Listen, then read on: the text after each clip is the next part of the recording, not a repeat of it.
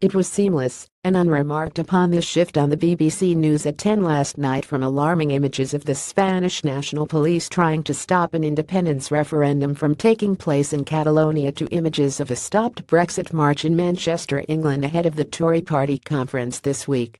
They looked different, and of course they were different. In the former, there was brute state force, the visiting of Riyadh police, violence on non-rioters, including pensioners, citizens who are merely exercising their right to vote. And in the latter, the usual army of the angry middle classes traipsed through the streets, faces painted in the colors of the EU flag, doing what every citizen has a right to do: protest against something. But there was a commonality, and the Manchester placards revealed it. Stopped Brexit, exit Brexit, they said. Or they depicted Brexit as a pile of shit that should be wiped away, erased, forgotten. In both Manchester and Catalonia, in different ways, the same cry went up: crush popular sentiment. That's the thing about the British cultural elite's performance of disdain for yesterday's police brutality in Catalonia. They have already done over here what the state has now done in Spain.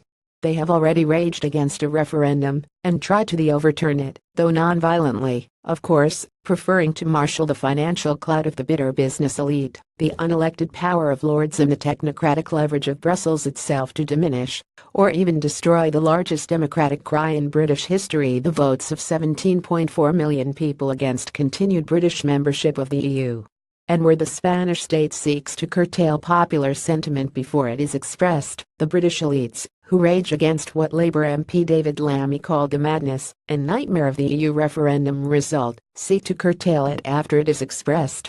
Yet though they have different methods and choose different times to strike, the British warriors against Brexit and the Spanish attackers of Catalan voters share a common disregard for the views of citizens.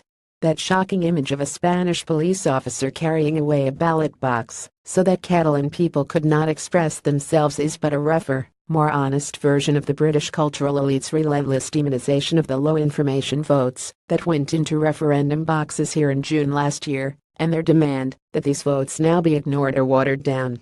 Both of these spectacles, one violent, one peaceful, one preempting ballot box upset, the other following it, speak to a deeply worrying trend in the EU today, and among its influential supporters, of fear of citizens' views, and a deep fear of any kind of change or uncertainty. This is not to say that the events in Catalonia are uncomplicated, that they are a simple case of democracy against tyranny, of people against a state. It's more complex than that. It doesn't lend itself to easy side-taking. While the referendum rage of the Spanish state in response to Catalonia, and of the British cultural elite in response to Brexit, are comparable, this doesn't mean Catalan nationalism is comparable to Brexit. It isn't. It lacks, distinctly, Brexit's positive progressive democratic quality. As many have pointed out, the independence referendum in Catalonia was essentially an illegal enterprise, given it had been refused a green light under constitutional law, a constitution that was voted through in 1978 by a huge majority of Spaniards, including 90% of Catalan voters. The constitution grants autonomy to Catalonia, but also affirms the indissolubility of the Spanish nation. It's a democratic constitution, and the referendum went against it. The Brexit referendum, in contrast, was legal, free, fair, nationwide, and democratic. What's more, Catalan nationalism has always been more separatist than democratic, a largely, though not always, middle-class cry for the protection of the region's economic privileges against the rest of Spain, and what Catalan independence leaders often view as Spain's culturally backward, politically unenlightened inhabitants. Catalan nationalism has an element of agitation with immigrant workers too. Where Brexit was a clear and historic assertion of the right of popular sovereignty against a technocratic oligarchy, a strike for sovereign state integrity against the elitist trend for corroding the idea of the nation in the name of a hollow cosmopolitanism, Catalan nationalism is an often elitist-sounding cry against democratic nationhood, the democratic nationhood of Spain, in favor of carving out a special, privileged, apparently more worldly new statelet.